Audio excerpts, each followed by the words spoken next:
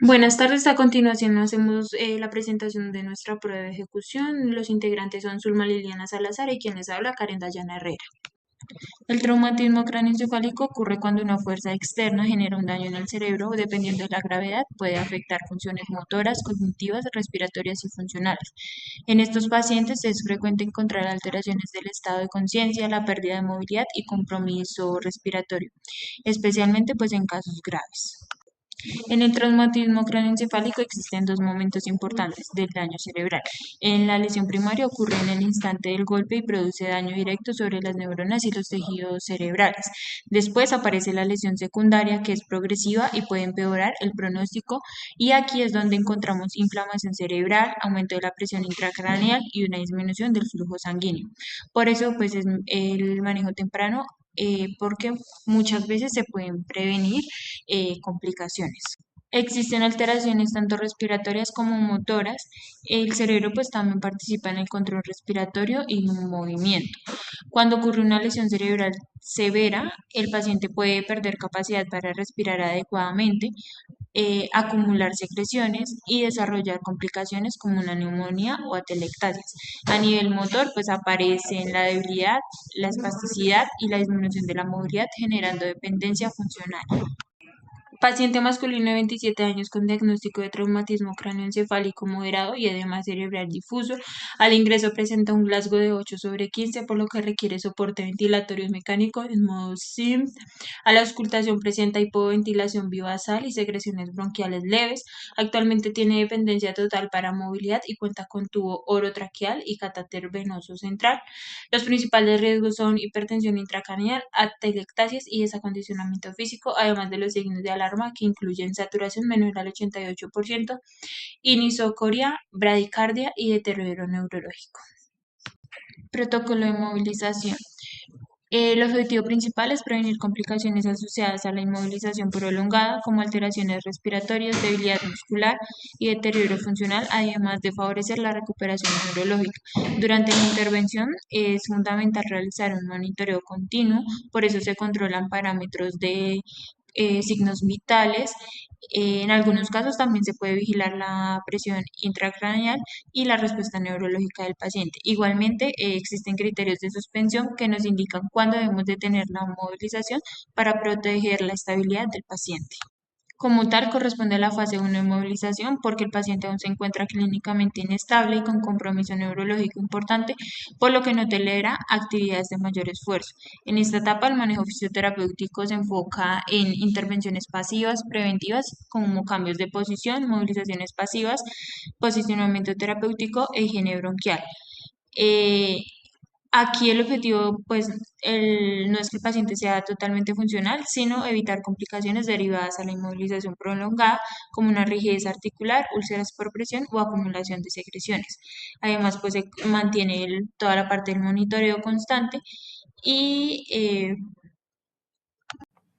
El edema pulmonar ocurre cuando se acumula líquido en los alveolos pulmonares, dificultando el intercambio gaseoso. Generalmente se produce por aumento de la presión de los capilares pulmonares, como la insuficiencia cardíaca izquierda, o por aumento de la permeabilidad capilar.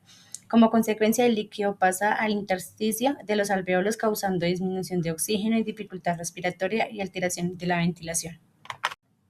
El edema pulmonar se clasifica según su causa: cardiogénico, producido por un aumento de la presión en los capilares pulmonares debido a la falla del corazón izquierdo. No cardiogénico, ocurre por aumento de la permeabilidad capilar pulmonar, permitiendo el paso del líquido hacia los alveolos sin relación directa con falla cardíaca. Según la gravedad, el edema pulmonar puede ser leve, moderado o grave. En el leve, el paciente presenta dificultad respiratoria leve y todavía se mantiene estable. En el moderado ya aparece lo que es la hipoxemia, normalmente necesita oxígeno suplementario. Y en la grave, el paciente puede presentar dificultad respiratoria aguda, saturación muy baja y requiere de manejo en UCI o ventilación mecánica.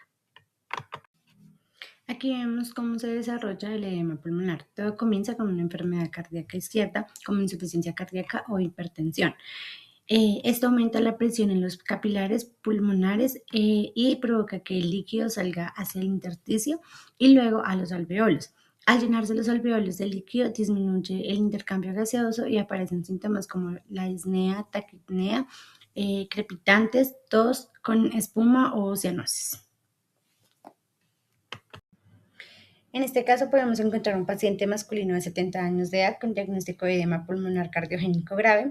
En la siguiente tabla podemos observar lo que son signos vitales y parámetros ventilatorios, con el objetivo de mejorar la ventilación y prevenir complicaciones. Este protocolo busca mejorar la oxigenación y la ventilación pulmonar del paciente. Incluye cambios posturales frecuentes, movilización pasiva de extremidades, ejercicios de expansión pulmonar e higiene bronquial y posición semi-plower entre 30 y 45 grados. Su objetivo es favorecer la expansión torácica, prevenir complicaciones respiratorias y disminuir los efectos del reposo prolongado. Además, se debe vigilar la saturación de oxígeno, signos vitales y la tolerancia a la movilización, evitando movimientos bruscos y dificultad respiratoria. El EPOC es una enfermedad respiratoria causada principalmente por el tabaquismo y otros irritantes, que producen inflamación crónica en las vías respiratorias. Esto genera aumento de moco y estrechamiento bronquial y destrucción de los alveolos, dificultando la salida del aire y el intercambio gaseoso, causando disnea y disminución de oxígeno. La clasificación GOLD divide la EPOC en 4 niveles según su gravedad. GOLD 1 es leve con respiración casi normal, tos ocasional y poca producción de esputo. GOLD 2 es moderado con dificultad respiratoria y limitación durante las actividades físicas. GOLD 3 es grave donde hay disnea importante, fatiga frecuente y reducción notable de las actividades. Y GOLD 4 es muy grave con insuficiencia respiratoria, hipoxemia, dependencia de oxígeno y alto riesgo de hospitalización. EPOC, enfermedad pulmonar obstructiva crónica, ocurre por la inflamación crónica de las vías respiratorias causadas principalmente por el tabaquismo. Esto produce exceso de moco, estrechamiento bronquial y destrucción de los alveolos, dificultando la salida del aire y el intercambio gaseoso. Como resultado hay atrapamiento aéreo, disnea e hipoxia. En este caso clínico encontramos una paciente femenina de 67 años de edad con diagnóstico de EPOC exacerbado grave con una clasificación de GOLD 4. En la siguiente tabla encontramos lo que son los signos vitales y parámetros ventilatorios, con el objetivo de favorecer la ventilación y prevenir atelectasias. Este protocolo busca mejorar la respiración y movilidad del paciente. Incluye cambios de postura cada 2 horas, movilización de extremidades, ejercicios leves, higiene bronquial y posición plower a 30 grados. Su objetivo es favorecer la ventilación pulmonar, prevenir complicaciones por inmovilidad, mantener la fuerza muscular y ayudar a eliminar secreciones. Además, se debe monitorear el oxígeno y la respiración, vigilar el ventilador y evitar movimientos bruscos o fatiga respiratoria. La falla cardíaca ocurre cuando el corazón no puede bombear suficiente sangre para cubrir las necesidades del cuerpo. Esto provoca acumulación de sangre y aumento de la presión en la circulación, generando congestión y retención de líquidos. Como consecuencia, disminuye el aporte de oxígeno en los tejidos y aparecen síntomas como disnea, fatiga y edema. Para este caso encontramos paciente masculino de 74 años de edad con diagnóstico de insuficiencia cardíaca congestiva. En la siguiente tabla encontramos lo que son signos vitales y parámetros ventilatorios con el objetivo de prevenir complicaciones por inmovilidad. Este protocolo de movilización busca prevenir complicaciones y mantener la movilidad del paciente. Incluye actividades como cambios de posición cada 2 horas, movilización pasiva en cama, ejercicios circulatorios, expansión torácica suave y posicionamiento con cabecera elevada. Los principales objetivos son prevenir trombosis, úlceras por presión, mejorar la ventilación y perfusión, evitar el desacondicionamiento físico y conservar la movilidad articular. Durante este proceso se deben vigilar constantemente los signos vitales, controlar la saturación de oxígeno, verificar la estabilidad hemodinámica. Además, es importante suspender la actividad si presenta arritmias, hipotensión, evitar esfuerzos intensos y observar cualquier signo de fatiga, dolor torácico. El síndrome de distrés respiratorio agudo es una insuficiencia respiratoria severa donde los pulmones presentan una inflamación difusa que altera el intercambio gaseoso. En estos pacientes los alveolos se llenan de líquido, disminuyendo la oxigenación y acumulando el trabajo respiratorio. Por esta razón, muchos pacientes requieren un manejo en la UCI y un soporte ventilatorio mecánico. En el CDRA ocurre una lesión en la membrana alveolo-capilar, generalmente causada por infecciones o traumas o sepsis.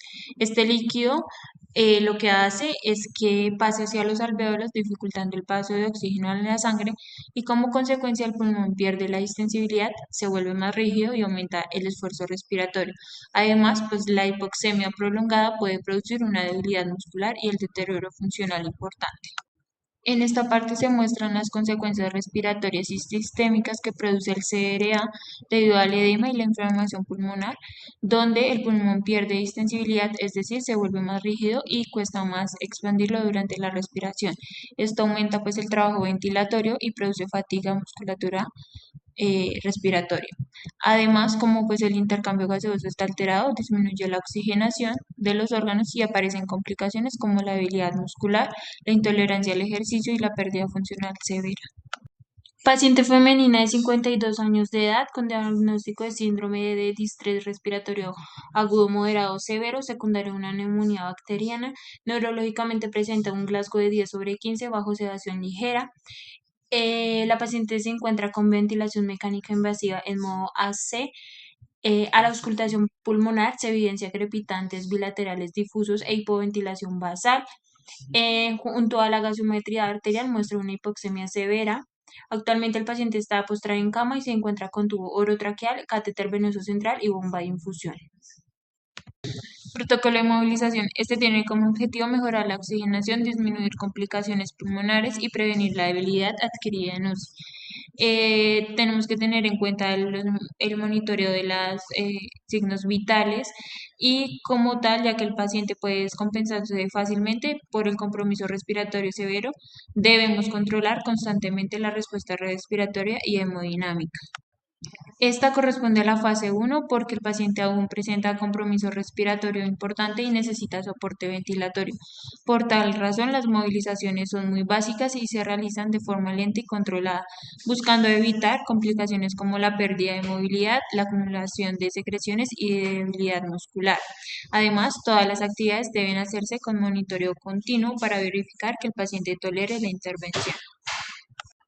Polineuropatía. Aquí la comunicación entre los nervios y los músculos se ve afectada, por eso el paciente empieza a presentar dificultad para moverse, tiene una disminución de la sensibilidad. Este compromiso suele aparecer de manera progresiva y afecta principalmente extremidades superiores e inferiores. En esta patología, los nervios dejan de transmitir correctamente la información hacia los músculos y las estructuras sensitivas, por lo que provoca una disminución de la fuerza, alteraciones en la sensibilidad y pérdida de reflejos, lo que genera limitaciones en el movimiento y en la funcionalidad del paciente como tal. Esta tiene varios compromisos a nivel muscular, afecta a las actividades básicas como caminar, mantener el equilibrio o realizar movimientos coordinados, además de la pérdida de sensibilidad, la fuerza y aumenta el riesgo de caídas y disminuye la independencia funcional.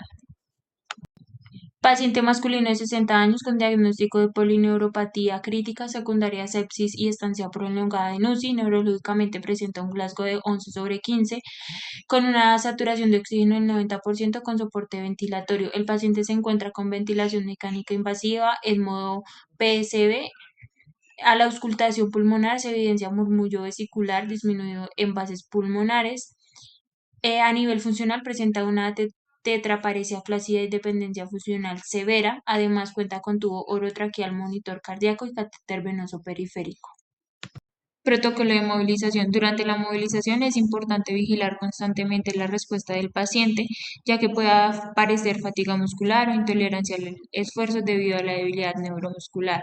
El objetivo de la intervención fisioterapéutica es iniciar movilidad temprana de forma segura y prevenir un mayor deterioro físico durante la hospitalización. Esta corresponde a la fase 1 porque el paciente todavía presenta debilidad importante y dependencia funcional, por lo que aún requiere asistencia para movilizarse. Las actividades realizadas son suaves y progresivas, enfocadas en conservar la movilidad articular, estimular la musculatura y mejorar gradualmente la tolerancia al movimiento y a la funcionalidad.